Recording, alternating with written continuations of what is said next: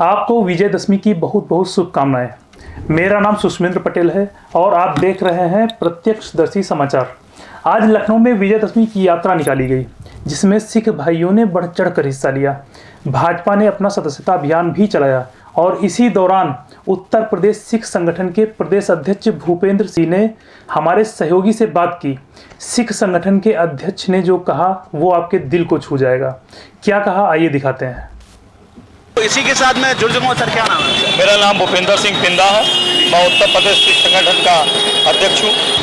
जो भी आदमी भारतीय जनता पार्टी से जुड़ रहा है उसको ये मालूम है कि भाजपा ही एक ऐसी पार्टी है जो देश में रह रहे लोगों को सुरक्षा प्रदान कर सकती है, जो देश में रह रहे लोगों को खाने के लिए अन्न, गेहूँ, चावल दे सकती है, जो शिक्षा दे सकती है, जो विकास कर सकती है, वो खाली और खाली भारतीय जनता पार्टी है। इसलिए हमारे देश की जो जनता है वो लगातार निरंतर भारतीय जनता पार्टी की सदस्यता ग्रहण कर रही है और इस सदस्यता अभियान में सिख जो हैं वो अपना बहुत ज़्यादा योगदान डाल रहे हैं। सिख चाहता है कि एक ऐसे नेतृत्व के अंदर हम लोग रहें जिसमें हमारा देश सुरक्षित रहे, हमारी बहन बेटी सुरक्षित रहे, हमारी सुरक्षा सुरक्षित रहे।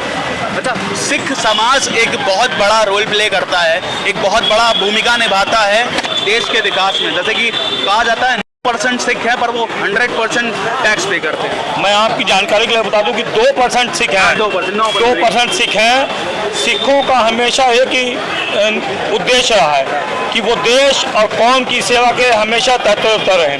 हमेशा जब किसी पे कोई जुर्म हो रहा हो तो आंखें बंद ना करें। सिख का पहला कर्तव्य है कि उसके खिलाफ आवाज़ उठाएं और कंधे से कंधा मिला के जहाँ भी किसी भाई को गरीब, कुचला, समाज का किसान, बेरोजगार वो हो, उसके लिए कंधे से कंधा मिला के उसका साथ दें और उसकी हर लड़ाई में खड़ा हो।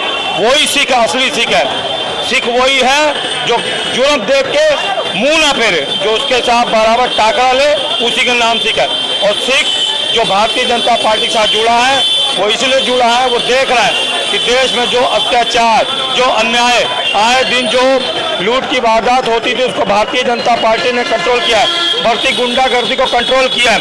माननीय योगी जी के, माननीय मोदी जी के नेतृत्व में देश बहुत उन्नति कर रहा है। तो दशहरे के पर्व के बारे में आप क्या कहना चाहेंगे? आज भगवान श्री राम ने रावण का वध करके ये साबित किया कि हमेशा सदैव बुराई पे अच्छाई की जीत होती है। और ये जो पर्व है दशहरे का वो इसीलिए मनाया जाता है कि आम जनता, आम जनमानस को, आने वाली नई पीढ़ी को, युवा पीढ़ी को ये मालूम हो कि ये जो दशहरा मनाया जा रहा है वो बुराई पे अच्छाई की जीत है। भगवान राम ने रावण का वध करके ये बताया कि हमेशा बुराई की हार होती है, बुराई जो है वो हमेशा हारेगी, सत्य हमेशा जीतेगा। भगवान राम ने 14 वर्ष का वनवास करके भी इस लड़ाई को निरंतर लड़ा। हम भगवान राम के ऐसे पावन दशहरे पे देशवासियों को, प्रदेशवासियों को बहुत बहुत बधाई देते हैं। सर, अब आपसे सवाल है, एक ओमकार के बारे में आप कुछ बताइए। एक ओमकार का गुरु नानक देव जी ने ये जो शब्द का इस्तेमाल किया था, इसका मतलब होता है सारे ब्रह्मांड का एक ही ईश्वर है, वही करता है, वही धरता है, वही सब कुछ है। एक ही ईश्वर है। धर्म भले अलग अलग हो मगर ईश्वर सबका एक है और सबके सत्य मार्ग पर चलना ही उन्होंने सिखाया था गुरु नानक देव जी ने। और इसी का अर्थ है एक ओमकार। एक ओमकार, इसको बहुत गंभीरता से सोचना पड़ेगा हम लोग को। एक गुरु नानक, पहले एक ओम होता था, खाली ओम, है ना। तो जब सनातन बना तब ओम होता था। गुरु नानक देव जी ने इस पखंडों को दूर करने के लिए उसके आगे एक लगाया, क्योंकि जब गुरु नानक देव जी का जन्म हुआ उन्होंने देखा, जब वो निकले अपनी तीर्थ यात्रा पे तो उन्होंने देखा जगह जगह पाखंडी लोग बैठे हैं जो अपने आप नाम अपना जपवा रहे हैं, जो परमात्मा का नाम नहीं जपवा रहे हैं, अपना नाम ले रहे हैं, अपने आप को भगवान सिद्ध करने की कोशिश करें। तो इसी विषय में गुरु नानक देव जी ने ओम के आगे एक लगाया। और एक लगाने का गुरु नानक देव जी का ये मकसद था कि ईश्वर एक है, परमात्मा एक है।